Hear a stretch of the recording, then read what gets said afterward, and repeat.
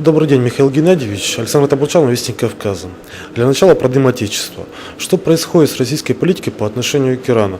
Мы наблюдаем какой-то разброс и шатание. То мы присоединяемся к экономическим санкциям против Исламской Республики Иран, то мы подписываем долгосрочный перспективный проект по созданию атомной электростанции в этой стране. Российской внешней политики в природе не существует. Это зверь, который науке неизвестен. Есть некоторые разговоры, которые ни в чем конкретном не заключаются. Но ситуация с Ираном отличается в корне, потому что у нас есть некоторая понятная линия. Мы, с одной стороны, не хотим из Ирана попадать в серьезные, переплеты, в серьезные конфликты. Мы не хотим ссориться с Америкой из-за Ирана, поэтому С-300, скорее всего, Ирану не поставят. А с другой стороны, мы не хотим выглядеть совершенно, продажными девками империализма, поэтому мы достроили Бушер, чтоб там ни было. А к санкциям мы присоединились, исходя из формальной логики режима нераспространения, потому что есть сомнения, есть мягкие санкции Совета Безопасности, они ничего не значат, давайте присоединимся, давайте не будем из-за них ссориться.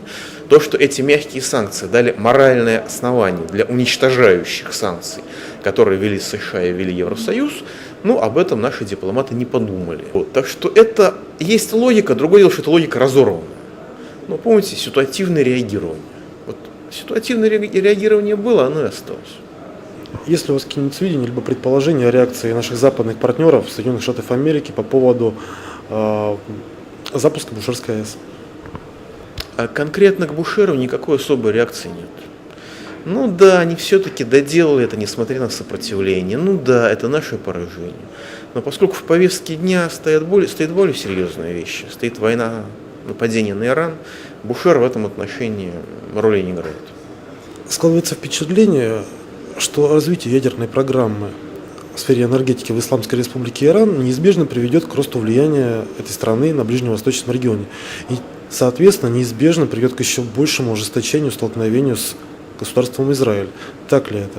Там есть серьезные проблемы для усиления этого влияния. Дело в том, что есть национальный фактор.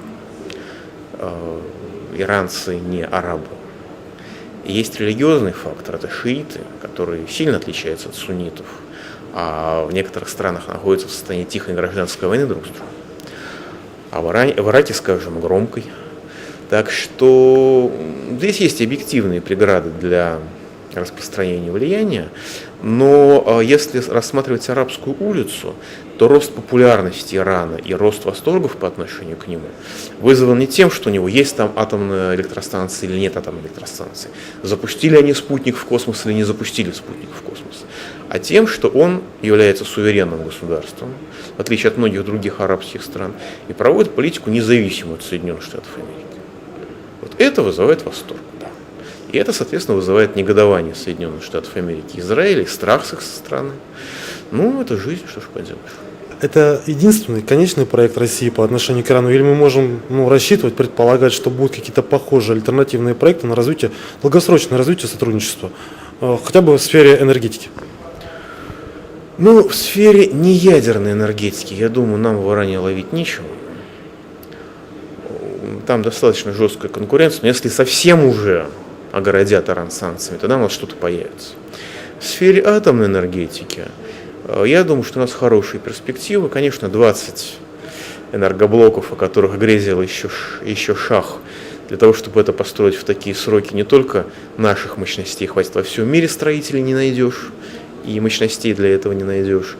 А потихонечку строить там следующий, начать энергоблок, я думаю, мы вполне можем. И даже парочку следующих мы вполне можем. Здесь вопрос, во-первых, в том, чтобы не было войны, и, во-вторых, в том, чтобы мы имели, доступ к соответствующему количеству урана.